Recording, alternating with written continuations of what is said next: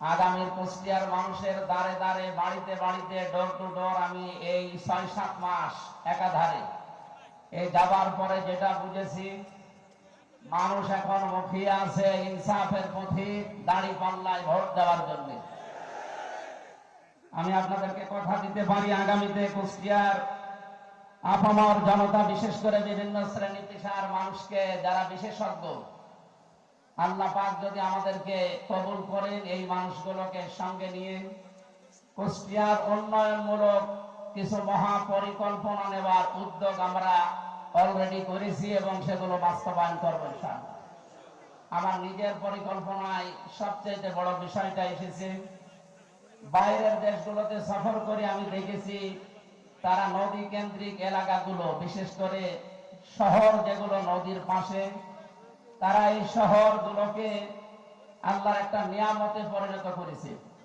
আমাদের কুষ্টিয়ার পাশে যেহেতু গড়াই নদী, আমরা চাই রানাখড়িয়া থেকে মেহেদিরুবি ব্রিজ পর্যন্ত এইটা বিশাল এলাকাটা, এখানে যদি টু লেনের রাস্তা এবং পর্যটন এলাকা গড়ে তোলা যায়, আমার মনে হয় কুষ্টিয়া দিন দিন একটা পর্যটন এলাকা হিসাবে খ্যাতি পাবে ইনশাআল্লাহ। দ্বিতীয় নম্বরে আমার পরিকল্পনায় আছে কুষ্টিয়াতে অনেক দিন ধরে আমাদের একটা আশা, কৃষি বিশ্ববিদ্যালয় প্রতিষ্ঠা করা, এবং সে পরিবেশও আমাদের এই অঞ্চলে আছে। আমাদের সদর এবং ইবি থানা মিলে যদি আমরা এটা বাস্তবায়ন করতে পারি, কুষ্টিয়ার চিনি কলটা যদি আবার চালু করা যায়, মহিনী মিল এবং চিনি কলে প্রায় 1100 বিঘার উপরে জায়গা সরকারি পড়ে আছে। এই জায়গাগুলোতে যদি এই কাজ নাও করা যায়, দেশি বিদেশি সংস্থার মাধ্যমে এখানে প্রায় 10 থেকে 11,000 মানুষের বৈধ কর্মসংস্থান তৈরি করা সম্ভব। আমরা আগামীতে আপনাদের সাথে নিয়ে এই কাজগুলোতে আঞ্জাম দিতে চাই। আপনারা যদি সাথে থাকেন, আমি আল্লাহর উপরে ভরসা করে বলতে পারি, এই পাবলিক লাইব্রেরি মাঠে কুষ্টিয়াতে কিছুদিন আগে ঘোষণা দিয়েছিলাম, জামাত ইসলামী বাংলাদেশের যেহেতু এই বদনামটা আগেও নেই, এখন নেই, ভবিষ্যতেও থাকবে না ইনশাআল্লাহ, জনগণের একটা টাকা আমাদের পকেটে যাবে না ইনশাআল্লাহ। যা বাজেট হবে সেখানকার জন্য বাজেট হবে, প্রত্যেকটি অর্থ, প্রতিটি পয়সা তার কাছে পৌঁছিয়ে দেওয়ার জন্য সেবক হিসাবে কাজ করবো ইনশাআল্লাহ।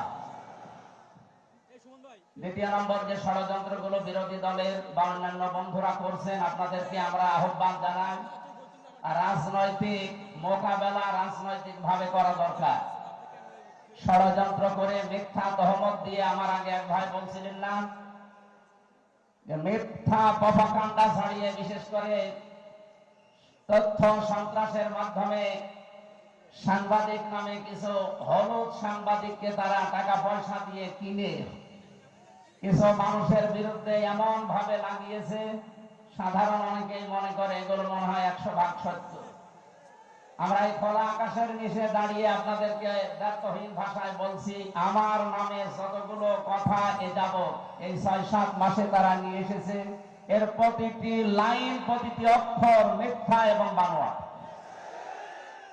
3টা বছর জালেমরা আমাকে জেলখানার অন্ধ প্রকোষ্ঠে, আয়না ঘর এবং ফাঁসির কন্ডেম সেলে খেয়ে না খেয়ে যে কষ্টের ভেতরে তারা এগেছিল, প্রায় 700 পৃষ্ঠা আমার নামে তারা অভিযোগ দায়ের করেছিল সরকার আদালতের কাছে।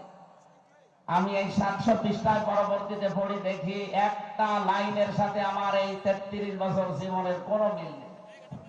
এগুলোর সব কথা, সব লাইন, সব অক্ষর ওদের নিজেদের মন মতো বানানো এবং উদ্দেশ্য প্রণোদিত।